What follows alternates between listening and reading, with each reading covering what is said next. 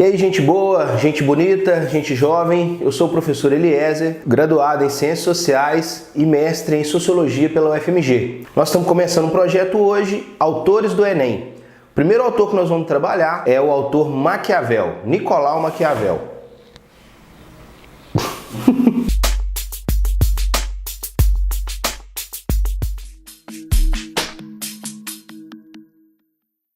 Nós vamos trabalhar um grande autor que cai sempre no Enem, Nicolau Maquiavel, um autor florentino da cidade-estado, hoje localizado na Itália, e a Itália era a grande rota comercial no século XVI no mar Mediterrâneo. Você pode observar bem no mapa, você vai ver como que a Itália estava no meio dos grandes acontecimentos que tinham naquele momento no século XVI. As viagens que tinham da África para a Europa, do Oriente Médio também para a Europa. As cidades da Itália se formavam como cidades-estados. Nicolau Maquiavel é como se fosse um embaixador da cidade de Florença.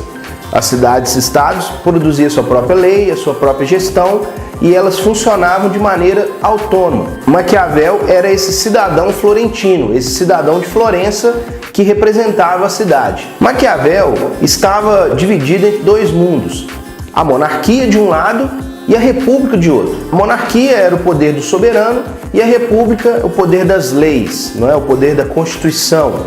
E quem assumiu o poder, ou monarquista ou republicano, acusava Maquiavel de estar do outro lado. E o que Maquiavel, na verdade, estava fazendo era ciência política. Ele estava construindo a ideia de ciência política ao tentar procurar leis gerais sobre a sociedade, leis gerais que funcionavam o sistema de poder. Então ele não estava nem republicano, nem monarquista. Ele é considerado o grande pai da ciência política moderna.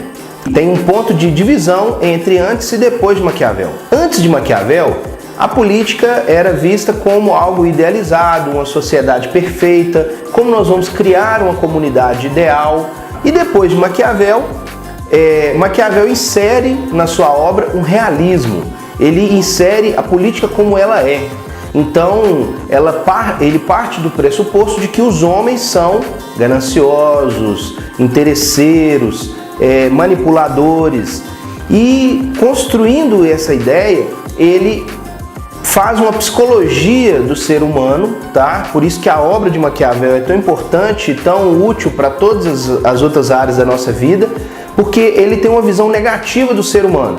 E se o homem é manipulador, é interesseiro, ele precisa de um poder forte, ele precisa de leis fortes para o conter, para o segurar. Antes de Maquiavel, uma política idealizada. Depois de Maquiavel, ele insere um realismo político, um realismo na análise da política. E nós vamos ver como que isso funciona. Quando a gente pensa em política, a política ideal, a gente pensa que a política seria o lugar para construir o bem comum. Mas essa ideia, ela esconde algumas malícias. Una, indivisa, uma comunidade boa.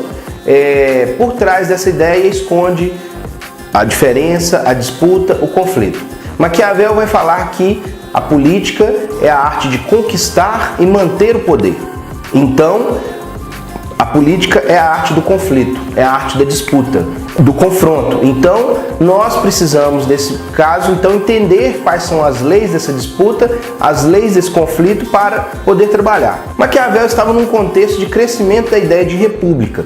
O que é a república? Res pública, né? Coisa pública. É o valor da própria lei, o valor da lei como regente da sociedade, regente do povo. A gente hoje tem isso muito normal, né? A gente segue leis, a gente segue a Constituição, a gente segue regras, tanto municipais, estaduais e federais, mas naquele tempo, o que o povo seguia? Era a vontade do rei, era a vontade do soberano. E essa vontade muitas vezes era dada ao acaso, né? Se o rei acordou de bom humor, né? Faça-se a vontade do rei. A gente não pode viver assim, desse modo, né? A gente tem um crescimento nessa época do ideal republicano, do ideal de viver em república, de ser regida por leis nessa coletividade. Então, esse ideal republicano é muito importante lembrar disso no século XVI. E além disso, do período medieval. Se a gente for pensar alguns filmes medievais, né, a gente tem aí Gladiador, Robin Hood, a gente entende um pouco como é que funciona esses filmes medievais, onde a cidade ficava em volta de um muro grande e ali as pessoas se protegiam.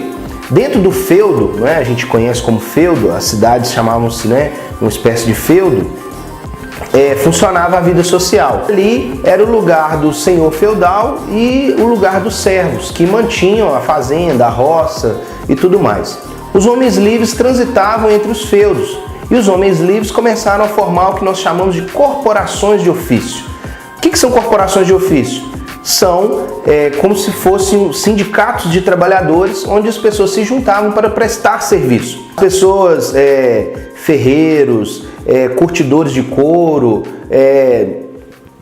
madeireiros, profissionais, elas se juntavam para estarem juntas nessas corporações de ofício. Em volta dessas corporações de ofício, as pessoas iam montando as suas casas.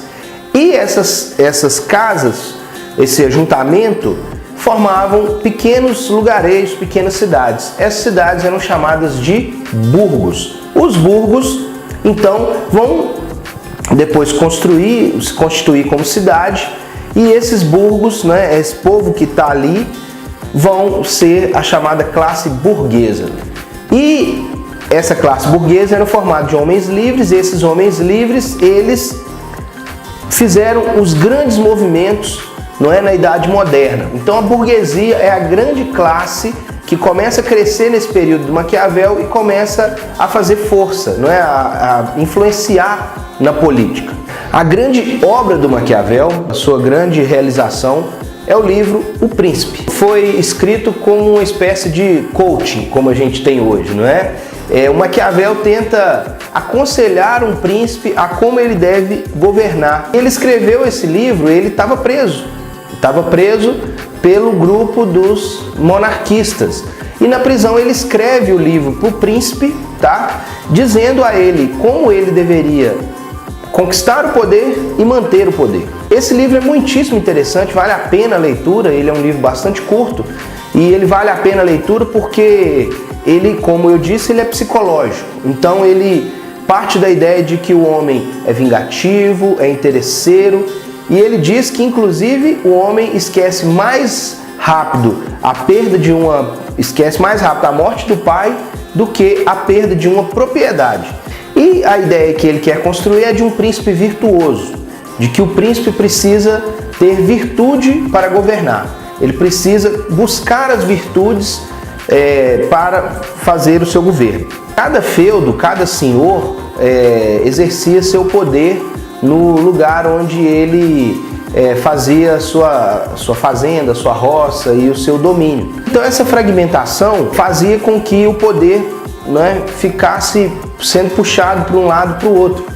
Nesse contexto de fragmentação política do final da Idade Feudal, Maquiavel então vai orientar o príncipe que ele tem que ser mais forte do que esses poderes isolados. Ele precisa centralizar esse poder na mão dele e controlar esses poderes fragmentados para poder governar bem.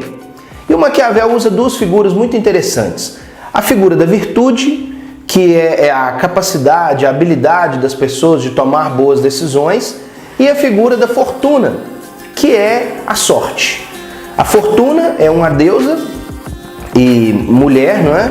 Que é cheia de detalhes, cheia de requisitos, cheia de exigências, e o príncipe virtuoso precisaria conquistar a fortuna. A gente pode relacionar isso com a nossa vida, não é? Virtude e fortuna, nós temos aí sorte e esforço. A gente vê que a sorte bate na porta de quem se esforça.